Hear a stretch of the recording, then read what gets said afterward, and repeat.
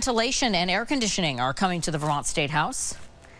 The current HVAC systems are from the 1970s and no longer meet modern airflow code.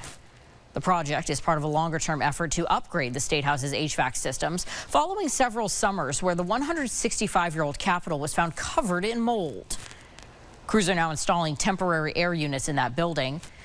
The Buildings and General Services Commissioner tells us the State House currently has 34 temporary dehumidifiers scattered across the building.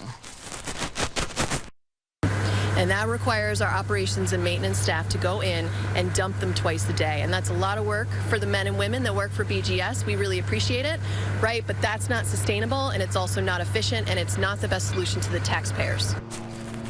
Now, this work can only be done in the summer when lawmakers are out of the building. And she says work crews are already ahead of schedule in the 3-year-long $11.2 million project.